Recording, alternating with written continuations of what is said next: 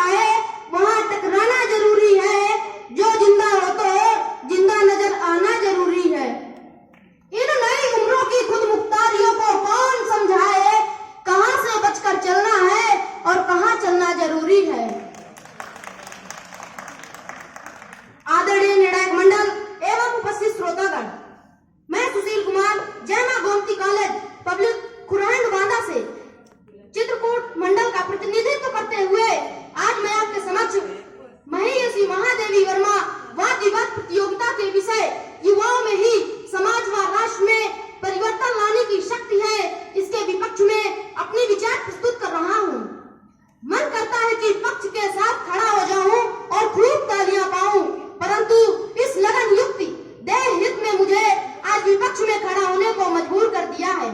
मान्यवर, आज मैं यह बात स्पष्ट कर देना चाहता हूं कि मैं विपक्ष में खड़ा हूं, विरोध में नहीं। राष्ट्रीय युवा नीति 2014 में युवा के लिए 15 से 29 वर्ष का समूह परिभाषित किया गया है। युवा लोग नवाचार विचारों और समाधानों का एक विशाल स्रोत है, परंतु युवा शक्ति की गिरती स्थिति चिंता का विषय है, जिनके अनेक प्रमुख कारण हैं, जिसमें शिक्षा का बाजारीकरण। पुराने समय में शिक्षा ज्ञानदान की पुण्य परंपरा थी, जो कि आज महज पैसा एकत्र करने की योजना मात्र बनकर रह गई है। निजी कोचिंग सेंटर हर गली मोहल्लों और सोसाइटी में सभी को झूठे प्रलोभन देकर अपनी जाल में फंसा रहे हैं। शिक्षा के बाजारीकरण का अर्थ है शिक्षा को बाजार में बेचने खरीदने की वस्तु में बदल देना। कई बार देखा गया है कि निजी स्कूल अपनी गुणवत्ता का प्रदर्शन करते हैं, यह संस्थाएं नजरअंदाज कर देती हैं। इनका मुख्य उद्देश्य है धन अर्जन करना, चाहे वह कमाई पुस्तकों के माध्यम से हो या यूनिफॉर्म के द्वारा। महंगाई और बाजारीकरण के मौजूदा दौर में छात्र इस असमंजस में फंसा हुआ है कि वह कमाने के लिए पढ़े या पढ़ने के लिए कमाए। अहंकार में इतना क्यों इतराने लगा है, आज का युवा नशे में घर जाने लगा है। वर्तमान युग में यह प्रश्न प्रबल हो गया है कि समाज का प्रत्येक व्यक्ति क्या अपने दायित्वों का पालन कर रहा है कि नहीं। यदि हाँ, तो समाज में फैली हुई निराशा और असंतोष का वातावरण क्यों बन रहा है।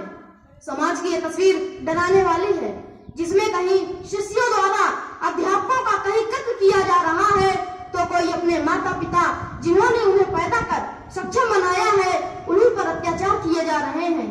कहीं नारी पर अपमान, चोरी लूटपाट की घटनाएं, शोषण, नशाखोरी, भ्रष्टाचार की घटनाएं आने वाली पीढ़ी को भ्रमित कर रही हैं।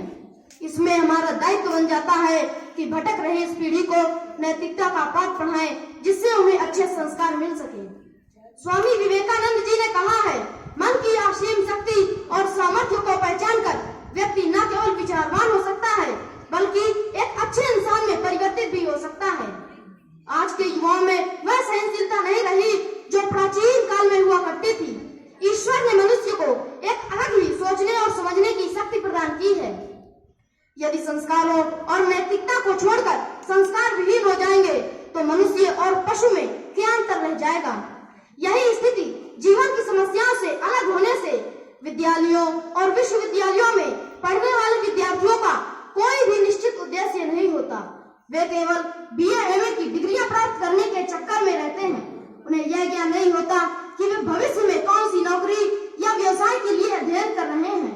वे केवल इस बात की आशा लिए पढ़ रहे हैं कि भविष्य में कोई न कोई अच्छा पद अवश्य मिल जाएगा, किंतु जब वे डिग्री प्राप्त कर किसी पद को प्राप्त करने की चेष्टा करते हैं, तो वे निराशा के गर्त में गिर जाते हैं। उन्हें दर-दर ठोकरें खानी पड़ती हैं। एक छोटी सी नौकरी का तलबगार हूँ मैं, एक छोटी सी नौकरी का तलबगार हूँ मैं, तुमसे कुछ और जो मांगू तो गुनहगार हूँ मैं।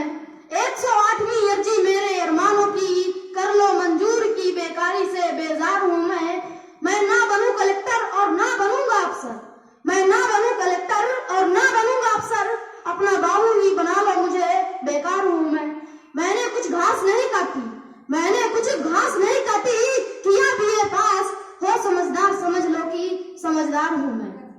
वह उच्च शिक्षा प्राप्त कर किसी व्यवसाय, प्राविधिक प्रशिक्षण या किसी अन्य कार्य में लग जाता, तो आज जीविकोपार्जन के लिए इतनी मुसीबतों का सामना न करना पड़ता।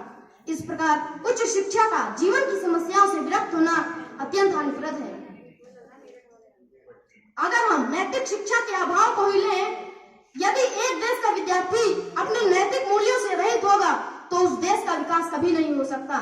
शरीर विज्ञान के अनुसार नैतिकता पर आधारित चरित्रवान व्यक्ति का मानसिक संतुलन सदैव बना रहता है।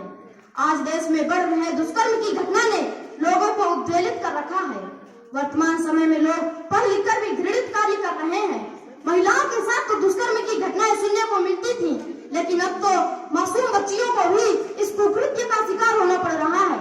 नैतिक शिक्षा के अभाव में युवाओं का नैतिक पतन हो रहा है।